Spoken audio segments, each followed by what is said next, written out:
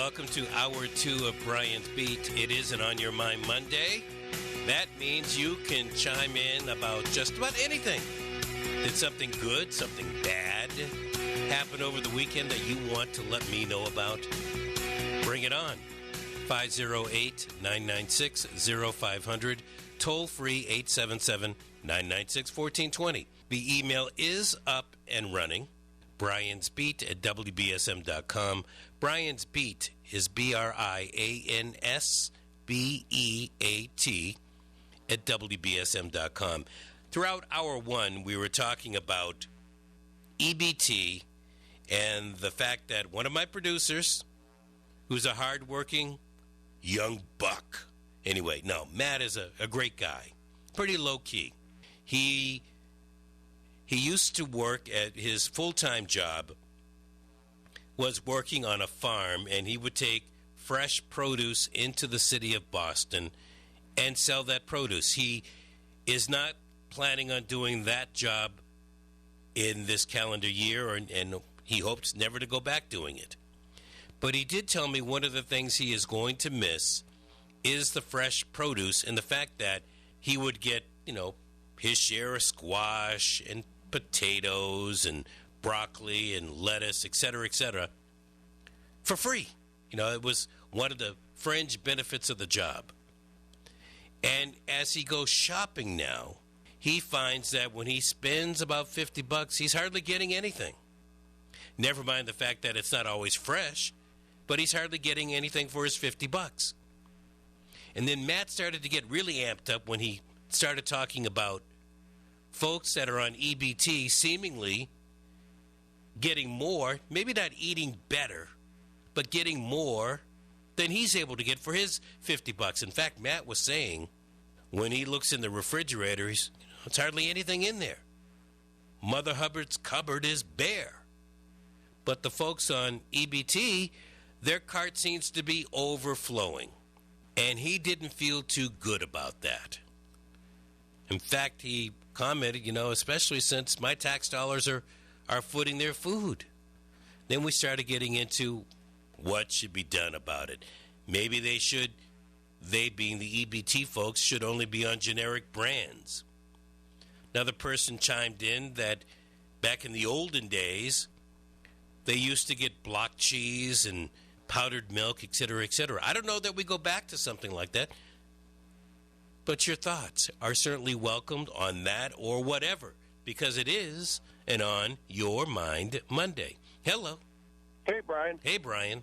And that's what I have to say about that. Hey, Brian. That's it? No. I think we need to go back to government products where they're monitored for give out. The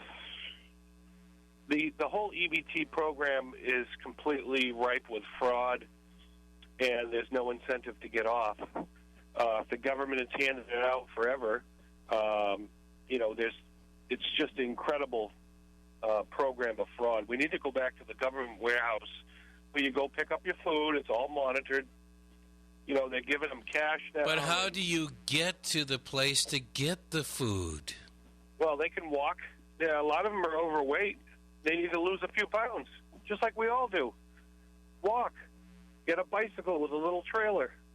And what about the folks that are on disability that also get food stamps? How about a cab voucher?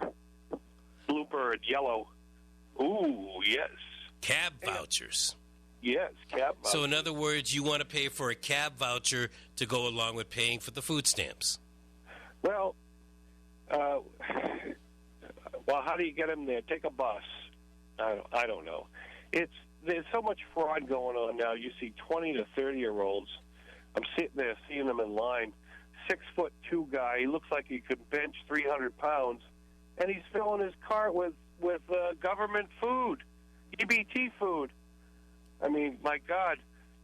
When I was that age, I'd have a little pride. I mean, if I'm able-bodied, I can work. No, I'm going to see these guys shack up with the girl.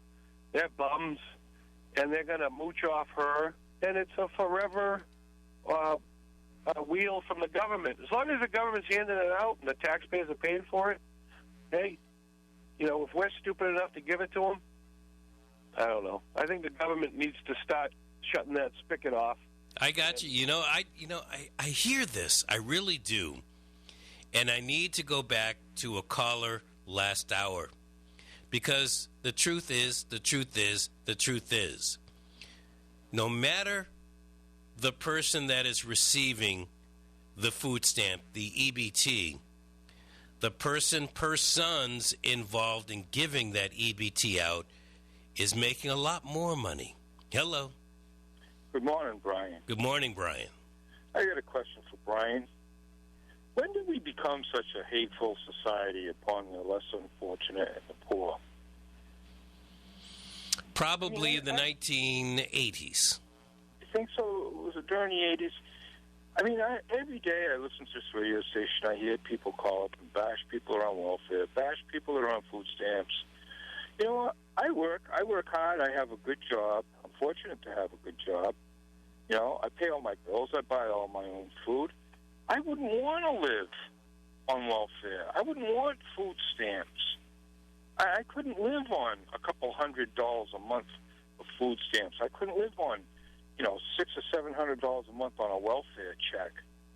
I mean, and yet we just bash these people day in, day out on this radio station. It kills me.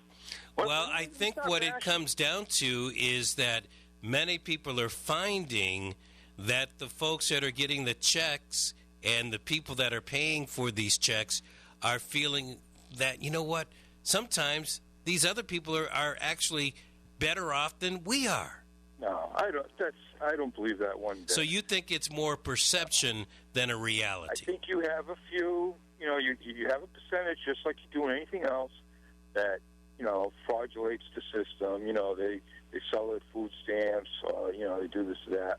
But what about the rest of the people that need And what about the people that are paying into the system that don't seem to get what they believe is their fair share, or maybe a better way of saying it is the bang for their buck? Hello. Hey, Brian. Hey, Brian. Well, I think this is what I think about the EBT. The government should automatically, they could institute that immediately if they wanted to. Well, not immediately, but in a couple of weeks.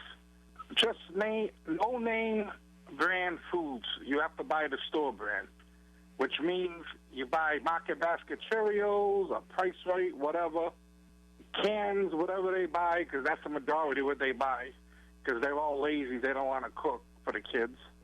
No-name spaghetti and meatballs, because I've heard people say, oh, not me, I can't stand the taste of that. It's got to be Chef Boyardee. Well, that's too bad. You're getting food stamps.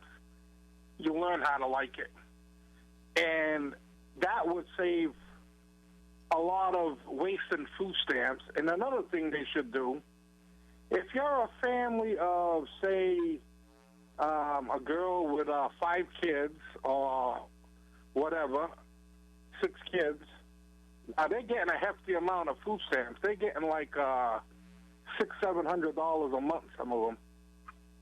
They should make it so half of your food stamps will be used from, we'll just say, for instance, the 1st of the month to the 15th, $300 worth, and then the other $300 cannot be used until the 15th of the month to the end of the month. That would eliminate a lot of waste, because I'll tell you what goes on, and I've witnessed this already. These people don't have no set hours to eat, dinner, breakfast, lunch. Whenever the kids are squawking just to shut them up, they'll open up a can of spaghetti, and then the kid will eat a couple of bites of it. I don't want no more, Mummy. So what do?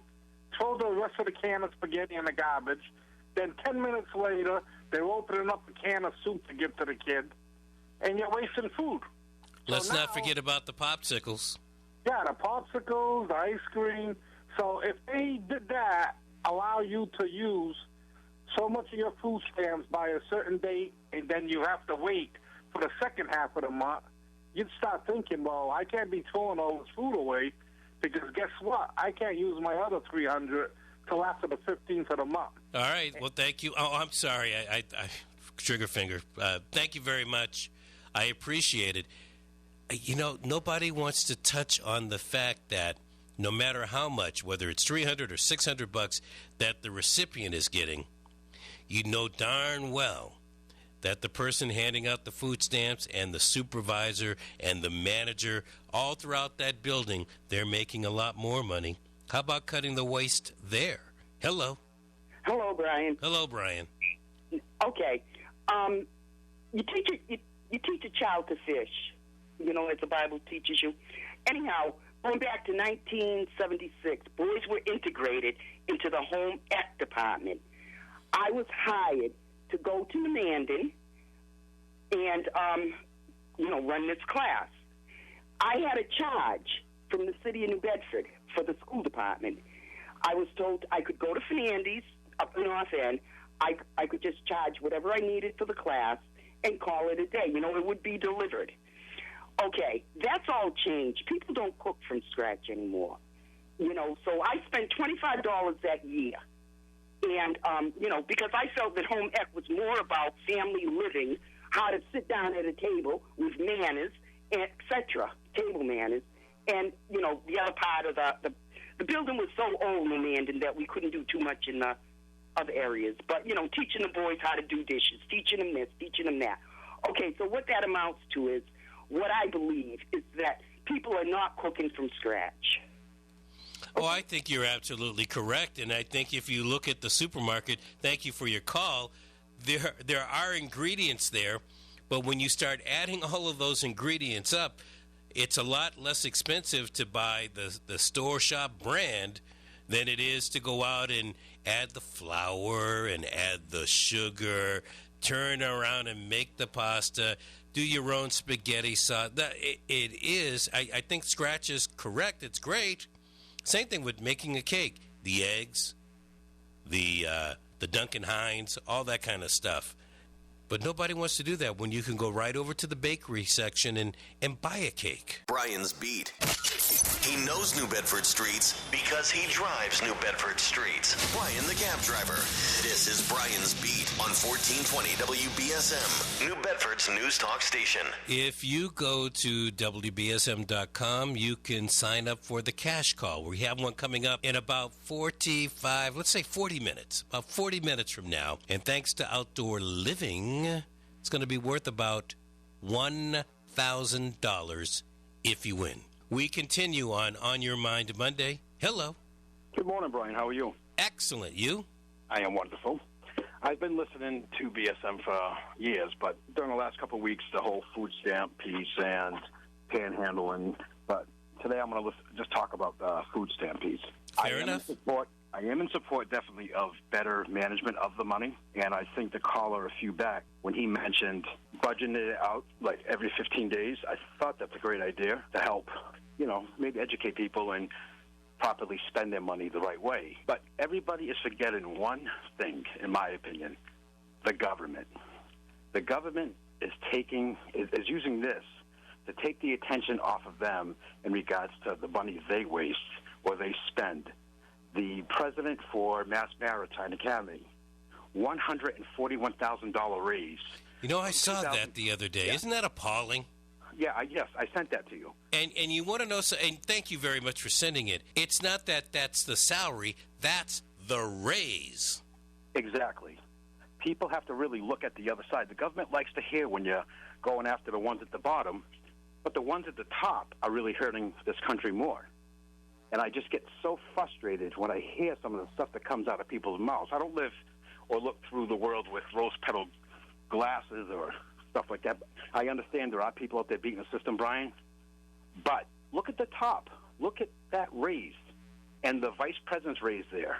I mean, it's incredible, but not one person has mentioned that on the radio. And well, I thank you for doing it. It isn't on Your Mind Monday. And as I've been bringing up throughout the past hour anyway, is the fact that look at the fat within just the state government, and I'm sure there are some federal handouts involved with this food stamps, but if you look at the people responsible for making sure the recipients of the EBT, of the food stamps, get their money. Do the breakdown, Brian. They get paid a lot more than the folks getting the food stamps. Are you still there? I'm here. And when I collected food stamps, when bringing up my son, and I collected for a short time because times are tough, I got like $170 a month. I did the breakdown, excluding lunch because my son was in school, I was at work, etc. When you do the breakdown, there's not a lot of money per day per person that you receive to buy food, so you are stuck to buy junk, the worst food you can possibly buy. You really are, if you do the breakdown by day per meal. But people don't usually do that. They usually buy in bulk, even the savvy shopper. And by the way, I don't know if folks are using coupons, but they're coupons, double coupons, all that kind of stuff that they can use to help supplement what it is that they're going out to buy, whether you're buying with EBT or whether you're buying using your own money that you went out to earn. Hello. Thank you for your call. Hello. Hi, Brian. Hi, Brian. Is this still on your mind Monday? It is on your mind Monday. Okay. I haven't had the radio on, so just I want to talk about what I read in the newspaper over the weekend with the protests regarding the situation at Vogue. Yes. Where were the protests? Where were the social justice warriors when Ross Grace was escorted out of Keith? He's a man of color, a local kid, Cape Verdean descent. He was escorted out the same way. Where were the protests then? Greater New Bedford Voc Tech is an entirely different school. Agreed. And it just happens that Jimmy Owens has a daughter at that school. Correct. So that's where all of this is coming from. I get it, but do you know that Jimmy Owens wasn't the only one let go that day? Somebody else was let go that day? Yes. No, I don't know about it. Who? Yeah, well, look into it. Well, tell me who. I'm not going to say it. Tell me who. Don't come on and say somebody else was let go. Another person in administration. Another person? And was that person escorted out like Jimmy Owens? Yes. With an officer of the law? And this person was not a person of color. Where are the protests for this guy?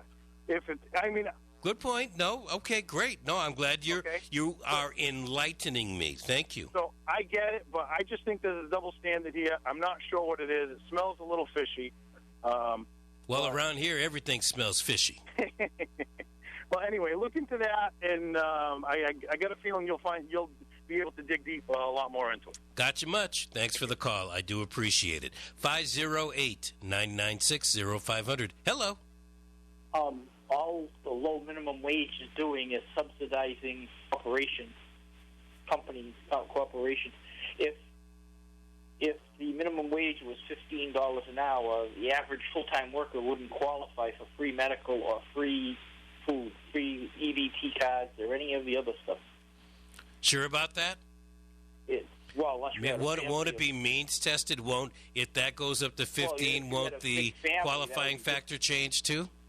That would be a big family. Yeah, we'd have to have a big family. You'd have to have a big family to qualify. If the minimum wage goes up to $15 an hour, the folks that are making $15 an hour, I think what you're saying is times 40, don't qualify for food stamps. Right. All right, but there is going to be a group of people right now that are making $10, $11 an hour times 40 that do qualify for food stamps. Right. So your thought process is more people are going to fall off the rolls. So what it basically comes down to is that's corporate welfare. Don't you think it's already there? It is. If you look at the amount of people that work in the food stamp part of the business, in the AFDC part of the business, and the cash allotment and the clothing allotment, they're making a lot more money than the recipients. Well, the people that work in, like the transitional assistants. Correct.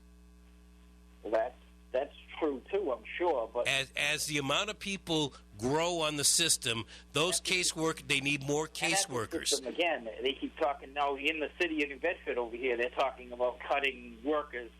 It goes all the way from the federal government on down. They want to cut the budget. They keep talking about cutting people working in the park department or for working cleaning the streets or something. They don't cut the mayor's paycheck. They don't cut a secretary. They don't cut an assistant principal or something like that. They cut a teacher. They cut the I hear what you're saying. They cut where it hurts the most to the person, to the people. Right. If they cut from the top down, cabinet positions in the White House and some of these other places, in the food stamp administration, it's not the food stamp, it's the I know what you mean. Department of Agriculture. If they cut some of the higher paid positions in that agency, it wouldn't hurt so much. You know what I mean? If the thing was shared, let's put it that way, but these people high up in the Social Security Administration still get their fat paychecks at the end of the week. Thank you for your call, by the way. Hello. Not even hearing you. Hello, how are you? Hi, Brian. Good morning. Good morning. In reference to the former caller, the other gentleman that was let go at Volk was, oh, my God. Your God was let go? No.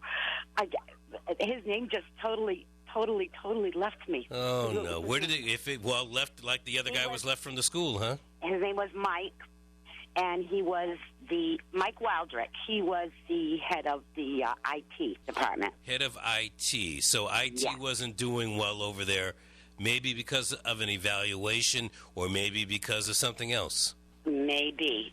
Supposedly it was because his job was not being done correctly.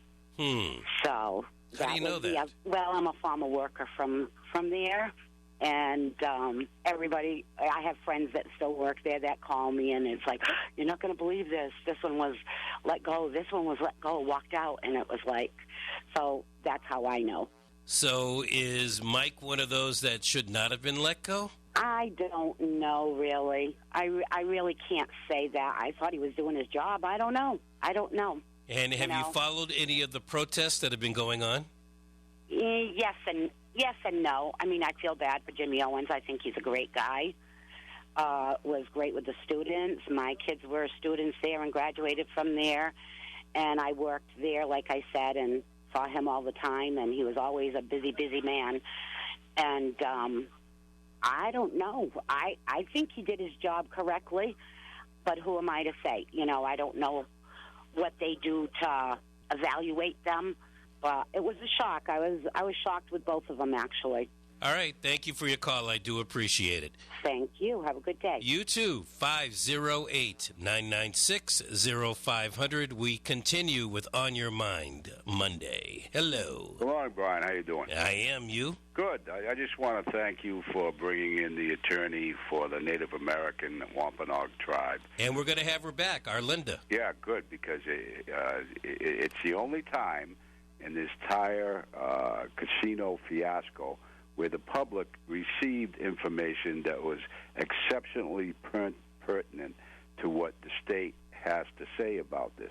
I mean, last week we had a state representative on here trying to reintroduce the Kachiri law, and we all knew after hearing from the attorney that that had no credence regarding the tribe once they got their land in trust. And the decision makers, predominantly white people, including the representative who was trying to do some shilling for the Brockton casino, I thought was really out of hand if he was paying attention to the information that flowed from your program with that particular attorney. I don't think that he did. My guess is he had no idea that I had done the program, and certainly Barry didn't know, and so I tried presenting it. But it's Barry's show. Yeah, I got to let him do his deal. Fine. And that's fine, and that's conservative, and that's fine, and you're libertarian, and I'm liberal. But when information and fact rises to the top, and it's true, and it's factual, then I think that is something that at least people that have authority regarding the particular casino issue should be at least informed either by an aide or by something else saying, hey, look, this is what the attorney did in Washington, D.C. with the Department of Interior, and the Kachiri law doesn't have an effect here. But they keep pounding it, and that's the point of why I'm calling this morning, because that offers a distortion to the facts. And I'm grateful that you brought in that attorney. I mean, it helped clear my thinking on what was right and proper. And unfortunately for the majority of the public that wasn't listening to it, and for representative government that seemed to push it aside, that piece is a chink in the democracy that still survives. Well, you know what? One of the things that I caught from Representative Cosera is the fact that he believes that the language that I'm going to assume that he voted yes on what the law would be, gives the Gaming Commission a lot of wiggle room.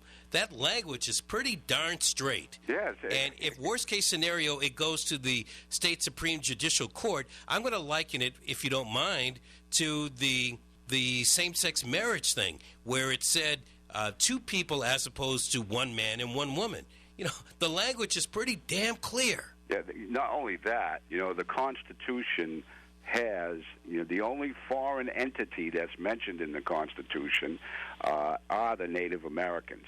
You know, they are a foreign entity within our borders, and under the Commerce Clause, they have the right to do this. And, you know, Barry just dismissing the fact that the Indians had compact with Massachusetts legislators throughout the history of Massachusetts, kind of poo-pooing that away, was I thought it was kind of ignorant. And we did have a compact with the Native Americans that in the event a casino will be placed in Massachusetts, this is going back to 91, that the state of Massachusetts would guarantee them a license in addition to putting the land in trust.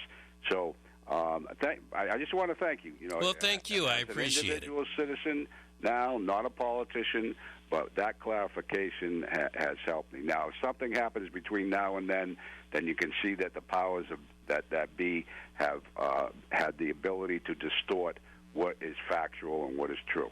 Gotcha on that. I appreciate the call. See ya. Thank you. 508-996-0500. And yes, we are going to have our Linda back on the program in the very near future. Hello.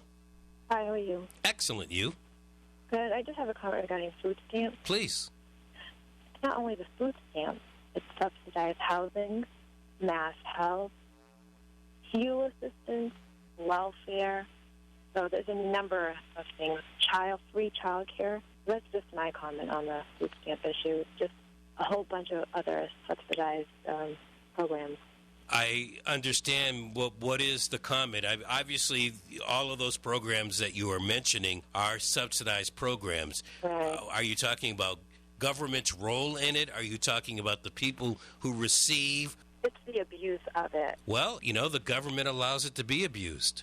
Yeah, right? Exactly. That's just my comment. Thank you. And how do we stop it? I don't know. I really don't know. There's no easy fix to it. Hey, listen, if you have children, even as a grown-up living on your own, there are no easy fixes to anything that we do. Right. All right. Well, thank you much for your call. I do appreciate it. 508-996-0500. It is an On Your Mind Monday on Brian's Beat. Victoria is coming up. Brian's Beat.